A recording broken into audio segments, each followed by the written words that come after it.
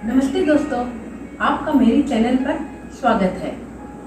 और हाँ दोस्तों, अगर आपने अभी तक मेरी चैनल सब्सक्राइब नहीं की है तब आप कृपया लाइक सब्सक्राइब जरूर करें, साथ में नोटिफिकेशन बेल को प्रेस करें।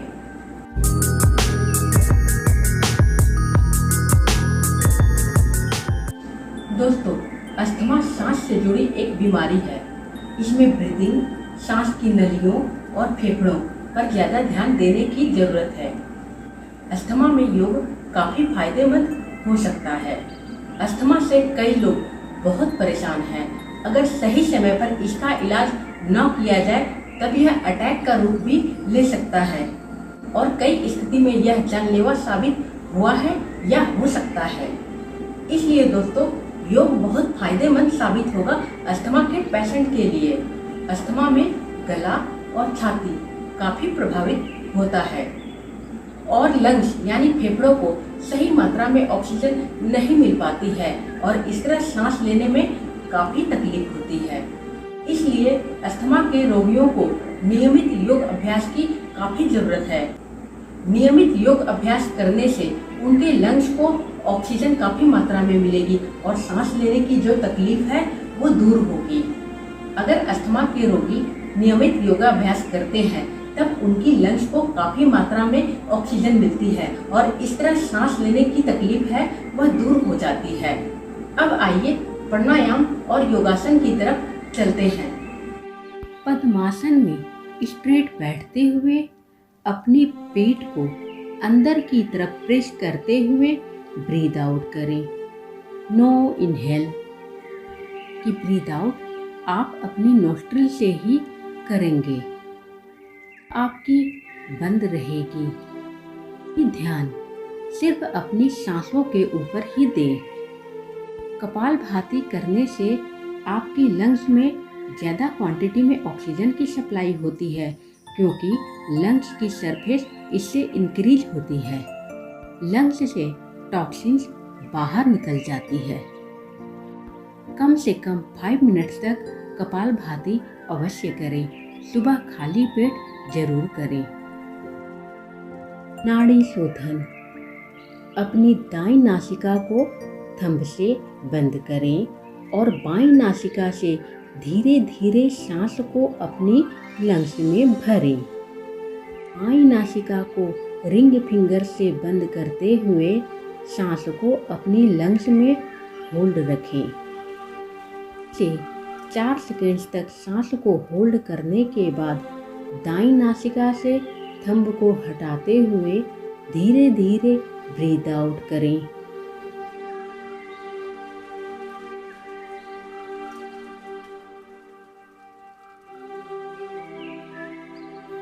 दाईं नासिका के बाहर सांस को होल्ड करने के बाद पुनः सांस को दोबारा अपनी लंग्स में भरें। नासिका को दोबारा थंब से बंद करके सांस को अपनी लंग्स में होल्ड रखें। सांस को होल्ड रखने की अवधि इनहेल के बराबर होती है। कुछ सेकंड्स के बाद रिंग फिंगर को बाईं नासिका से हटाते हुए धीरे धीरे ब्रीद आउट करें। फिर नासिका के बाहर सांस को होल्ड रखें। इस क्रिया को दोहराएं। आपकी लंग्स को ही नहीं, पूरी इंटरनल ऑर्गन्स को ऑक्सीजन की सप्लाई भरपूर मात्रा में होती है और सभी इंटरनल ऑर्गन्स को प्योर ब्लड की भी सप्लाई अच्छी क्वांटिटी में होती है। कार्बन डाइऑक्साइड, टॉक्सिन्स एक्सेट्रा आपकी बॉडी से बाहर निकल जाती है। लंग्स की कैपेसिटी को बढ़ाकर ऑक्सीजन की सप्लाई भरपूर मात्रा में करता है। बंद हुई सांस की नलियों की अच्छी तरह से सफाई कर देता है और ऑक्सीजन की लेवल बढ़ा करके सांस संबंधित प्रॉब्लम्स को दूर करता है। कपालभाति के बाद 10 मिनट तक नाड़ी शोधन जरूर करें। नाड़ी शोधन में हम बाईं नासिका से ही सांस को अंदर भरते हुए शुरू करते हैं, तब अंत इसकी बाईं नासिका से ही सांस को छोड़ते हुए ही करेंगे। इस बात पर जरूर ध्यान दें।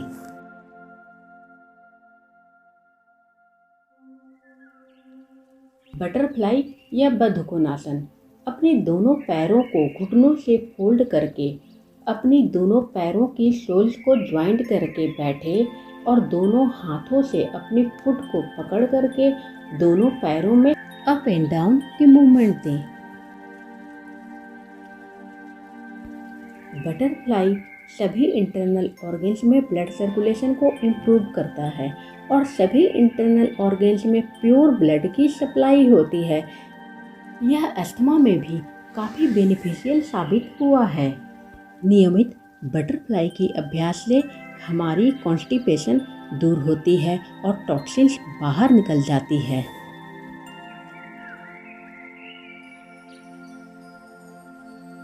अब है भुजंगासन या कोब्रा पोज।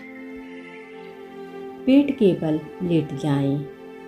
दोनों हाथों को अपनी चेस्ट के पास टिका करके डीप इनहेल के साथ अपनी हेड और चेस्ट को ऊपर उठाएं। हेड और चेस्ट को ब्रीद आउट करते हुए दोबारा सतह पर लाएं। भुजंगासन से चेस्ट हमारी एक्सपेंड होती है, इसलिए इस पोज को कम से कम 3 से 4 बार तक जरूर दोहराएं। इस तरह लंग्स की कैपेसिटी बढ़ती है, ऑक्सीजन भरपूर मात्रा में सप्लाई होती है और जो भी सांस संबंधित रोग हैं वह दूर होते हैं। सांस की नलियां टॉक्सिन्स फ्री होती हैं।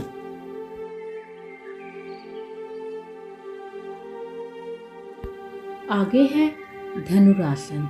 अपनी दोनों हाथों से पैरों की एंकल्स को पकड़ करके इनहेल के साथ अपनी दोनों पैरों और चेस्ट को उठाएं और ब्रीद आउट करते हुए सतह पर लाएं।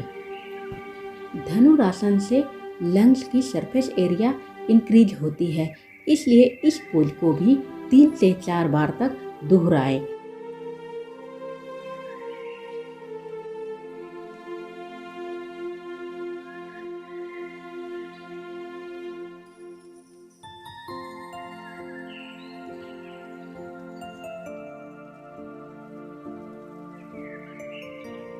अब चलते हैं सेतुबंधासन या ब्रिज पोज करने। पीठ के बल लेट करके अपनी दोनों पैरों को घुटनों से फोल्ड करें।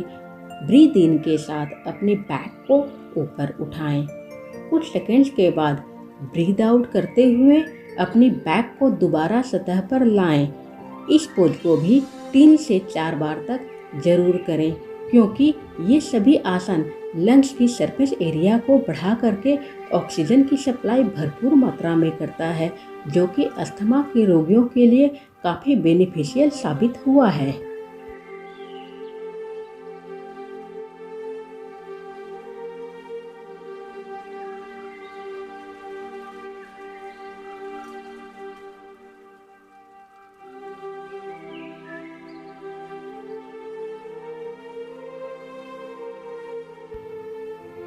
पवन मुक्तासन या गैस रिलीजिंग पोज।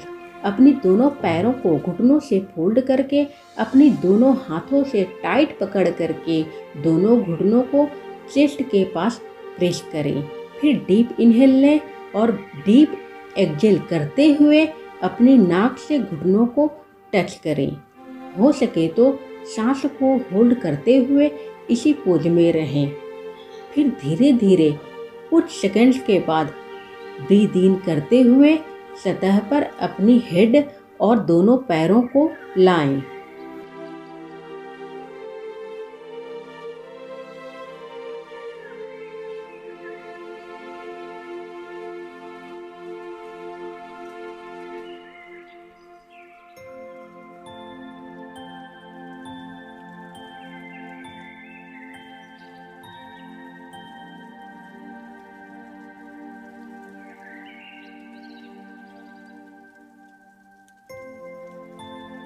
यह है मत्स्यासन या फिश पोज।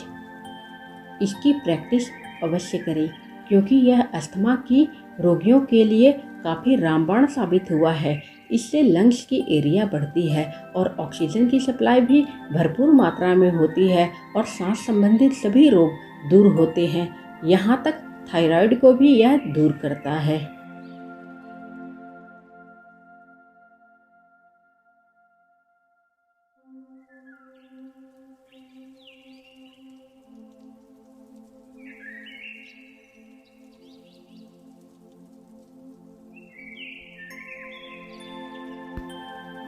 अब इसके बाद डाउनवर्ड फेसिंग डॉग पोज बहुत ही सिंपल है। इसमें ब्लड की सर्कुलेशन आपकी चेस्ट की तरफ होती है। इस तरह ऑक्सीजन की सप्लाई भी चेस्ट में इंक्रीज होती है और अस्थमा संबंधित रोग दूर होते हैं। हिंदी में इसे अधोमुखा शवासना कहते हैं। यह आसन बहुत सारे रोगों में बेनिफिशियल है।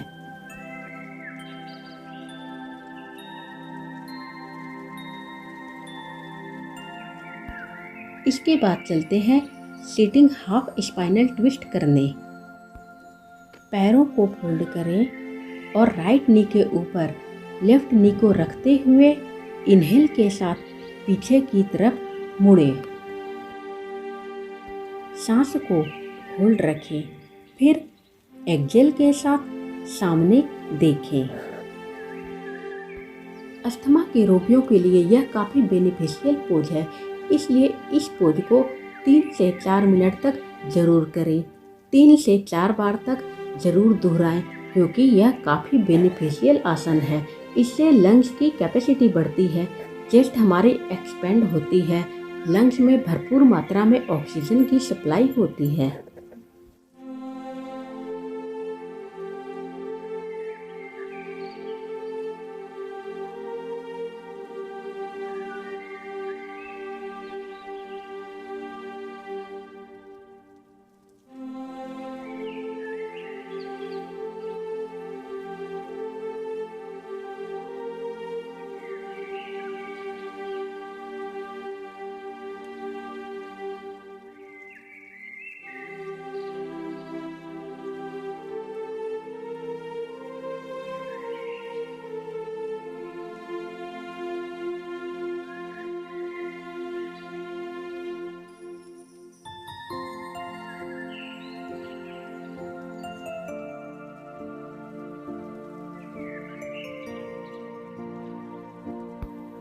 यह है अपवर्ड प्लैंक पोज।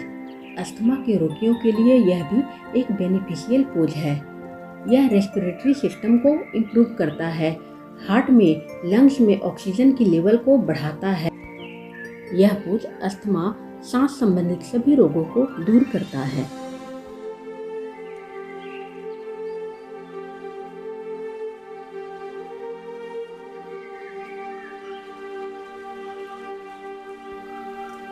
अब है half legged wind releasing pose.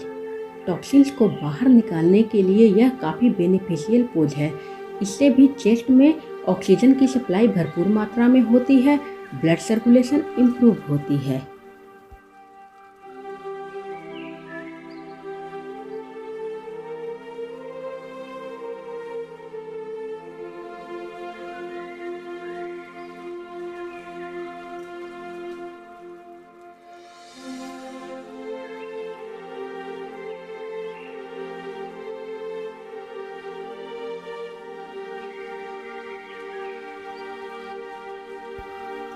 सभी योगा करने के बाद लास्ट में शवासन जरूर करें, यह काफ़ी बेनिफिशियल है।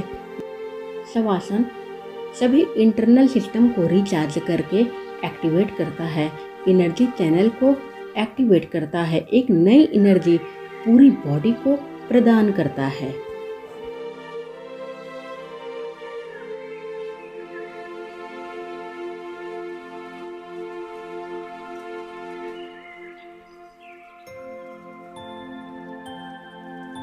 अगर अस्थमा के रोगी नियमित ये सब योगासन करें, तब उनकी सांस लेने की तकलीफ है वह दूर हो जाएगी, क्योंकि उनकी लंग्स में काफ़ी मात्रा में रोजाना ऑक्सीजन की सप्लाई होगी और वे अस्थमा को घर में ही ठीक कर सकते हैं, वो भी योग से।